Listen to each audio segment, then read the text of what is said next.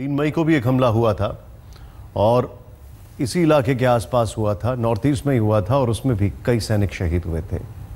सख्त कदम जल्द से जल्द उठाना होगा, लेकिन सख्त बयान इस वक्त आ रहे हैं और सरकार के अपने नेताओं के, बल्कि बीजेपी के अपने नेताओं के। नमामि गंगे पीएम मोदी का ड्रीम प्रोजेक्ट है, लेकिन इस योजना पर अब खुद बीजेपी के अंदर से विरोध के सुर सामने आ गए।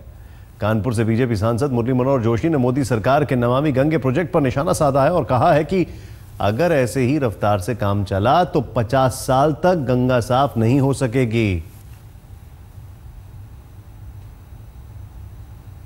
जब चले थे तब राजनीति भी बहुत शुद्ध थी, अब जहां पहुंचे राजनीति का भी प्रदूषण बहुत बढ़ गया है। अब हमको बड़ी बड़ी कठिनता है कि हम कौन सा प्रदूषण पहले दूर करें, ये वाला या वो वाला। बीजेपी के वरिष्ठ नेता मुरली मनोहर जोशी की ये उलझन क्या कहती है? गंगा के साथ राजनीति में बढ़ते प्रदूषण की तरफ इशारे का मतलब क्या है? जबकि ये बात जगजाहिर है कि गंगा से प्रधानमंत्री नरेंद्र मोदी का खास रिश्ता है और इसीलिए नमामि गंगे प्रोजेक्ट भी पीएम के दिल के सबसे करीब माना जाता है। पीएम मोदी वाराणसी के सांसद भी हैं, इस नाते गंगा तट पर बसे लोगों की नमामि गंगे से बड़ी उम्मीदें जुड़ी हैं। इसी वाराणसी के तट पर विश्व पर्यावरण दिवस का आयोजन किया गया है, जिसमें बीजेपी के वरिष्ठ नेता मुरली मनोहर जोशी ने इस प्रोजेक्ट की समीक्षा करते हुए जो कुछ कहा वो इस बात का इशारा था कि इस प्रोजेक्ट को लेकर उनकी राय जरा अलग है।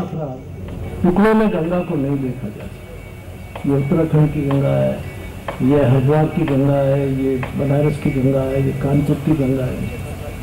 गंगा समग्र में एक है।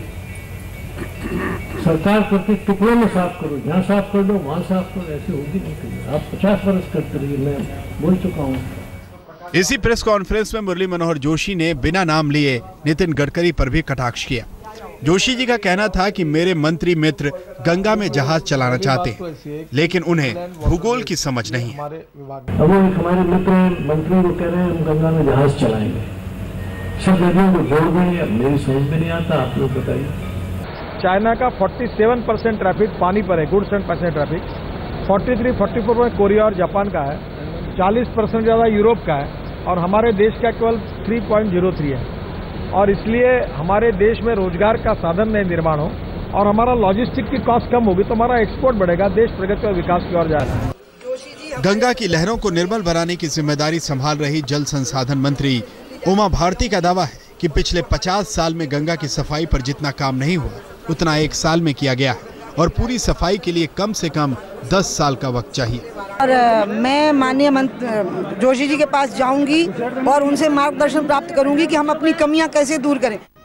बीजेपी के अंदर नमामि गंगे को लेकर उल्टी धारा चली तो विरोधी चुप क्यों रहते? मुरली मनोहर जोशी का बयान बताता है कि पीएम मोदी की राह आसान नहीं है। जयपुर में शरद कुमार के साथ आज तक ब्यूरो।